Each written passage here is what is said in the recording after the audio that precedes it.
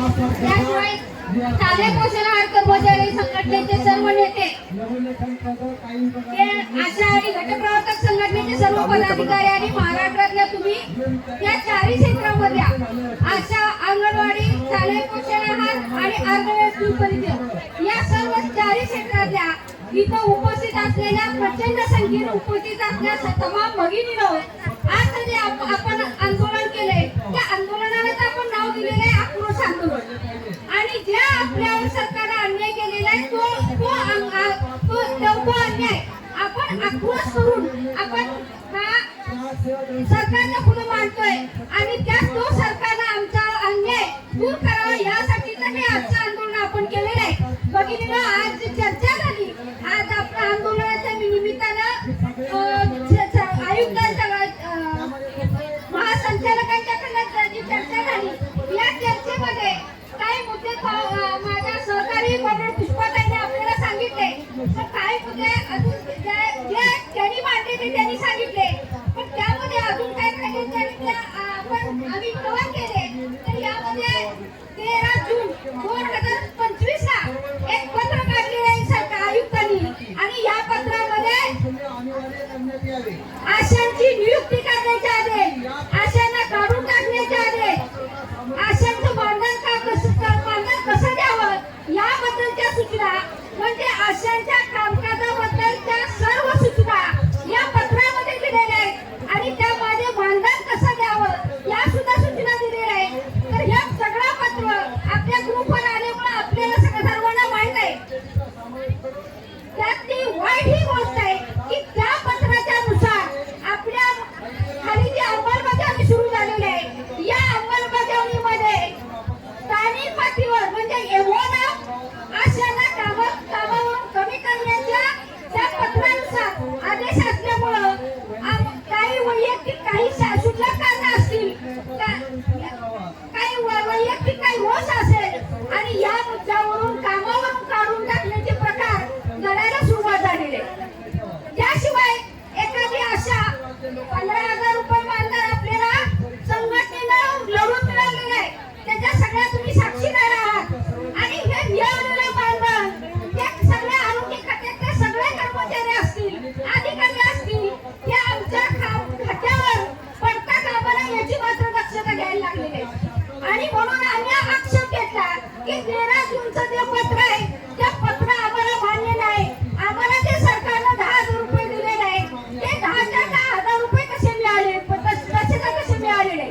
एक बुलढाणा जिल्ह्याकडे पत्र आता आम्हाला जाताना त्यांनी दिलं होतं आणि त्यामध्ये आपलं प्रत्येक महिन्यात त्यांनी काही कारणं सांगितली होती. काय काय कारणं सांगितले, तुम्ही तुमचा रेकॉर्ड पूर्ण नाही, तुम्ही मीटिंगला उशिरा येता, तुमच्या या महिन्याच्या ऑपरेशन केसेस नाहीत, तुम्ही या महिन्यात एक्सरेसाठी पेशंट आणलेले नाही, तुम्ही मीटिंगला 10 मिनिटं उशिरा आला, अर्धा तास लवकर गेला, तुमचा युनिफॉर्म नाही, अशी क्षुल्लक कारणं सांगितलेले आणि ते मानधन कपात करायला सुरुवात केली आहे.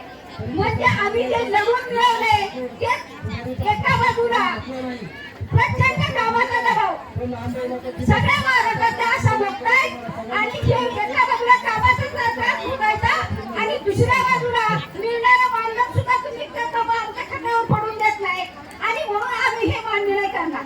आणि म्हणून संघटना म्हणून या पत्राचा आपण विरोध करतोय आणि त्या पत्रामध्ये जे मुद्दे जे अधिकार त्या पत्रानुसार एवढा दिलेला आहे आणि एलएचबीला दिलेला आहे, केएमएमला दिलेला आहे, बीसीएमला दिलेला आहे, ते अधिकार आम्हाला मान्य नाही आहे. आमची आशा दारोदार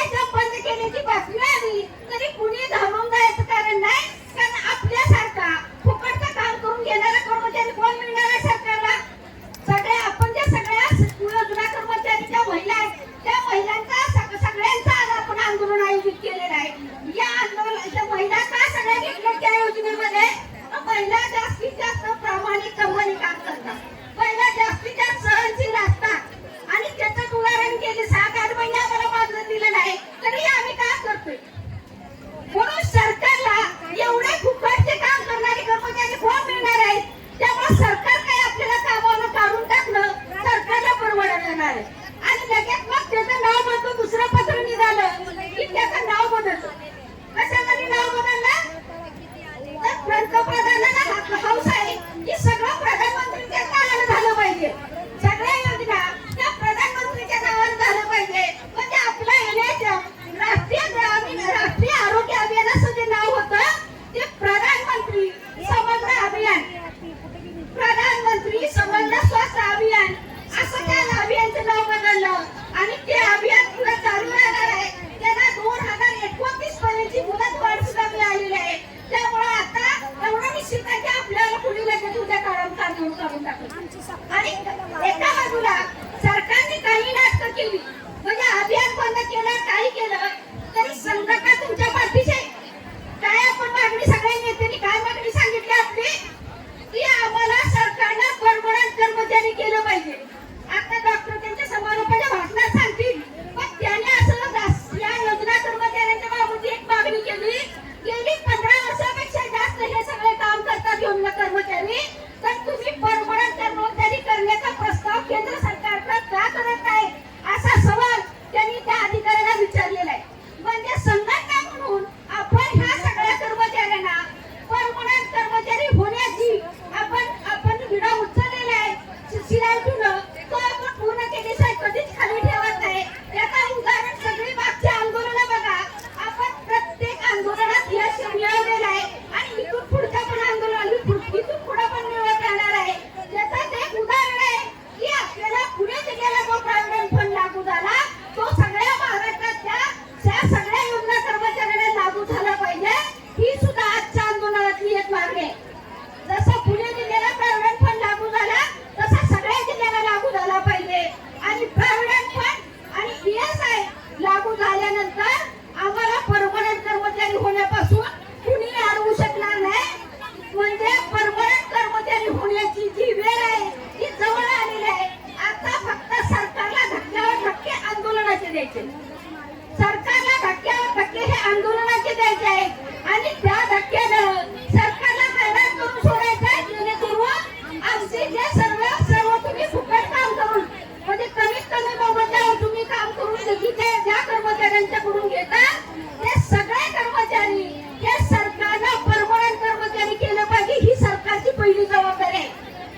एवढ्या सगळ्या योजना कर्मचारी महिला आहेत, अंगणवाडी सेविका 25 लाख आहेत. हुशारांनी सांगितलं की त्या सगळ्या कर्मचारी जवळजवळ 25 लाखाच्या वर जात आहेत. तर त्या सगळ्या कर्मचाऱ्यांना परमनंट केल्याशिवाय CI2 शांत बसणार नाही. कारण CI2 ही सगळ्यांना आपल्याला माहिती आहे, CI2 ही देशपातळीवरची संघटना आहे आणि आपण आज महाराष्ट्रातल्या जमलोय, पण सगळ्या राज्यातल्या जर एकत्र केल्या आणि सरकारकडे जर आंदोलन केलं, सरकारच्या अंगावर जर ह्या सगळ्या महिला सोडल्या तर आपल्याला परमनंट केल्याशिवाय सरकारला मार्ग नाही. आणि त्यामुळं त्या दृष्टीनं हे सगळे सरकारी कर्मचारी आहेत. बऱ्याच भगिनी अजून आपल्या घरात आहेत, ह्या भगिनींना सुद्धा जागा करायचं आहे आणि परमनंट कर्मचारी होण्याची जी लढाई आहे ती आपण सुरू केलेली आहे. त्याला आणि ती जवळ आलेली आहे. म्हणजे लढाई तर आपण 10 वर्ष 15 वर्ष सुरू केलेली आहे, पण यश मिळत परमनंट कर्मचारी होण्याची वेळ जवळ आलेली आहे. ती वेळ आज का उद्या ही तुमच्या हातात आहे. त्यामुळे कधी तुम्ही रस्त्यावर येत आहे आणि ते सगळ्याच्या सगळ्या संख्येने येत आहे, तर हे सगळं आपल्या घरी बसलेल्या आपल्या भगिनींना सांगायचं आहे आणि आपली आंदोलनं आक्रमक करायचे आहे. आणि परमनंट कर्मचाऱ्याच्या दिशेनं जे संघटना जे आंदोलन करते त्यामध्ये सहभागी व्हायचं आहे. आणि निश्चितपणे आजची जी संख्या आहे ही आज जी मंडपात आहे त्याच्या दुपटीनं रस्त्यावर आहे. निश्चितपणे आपण हा लढा यशस्वी करू.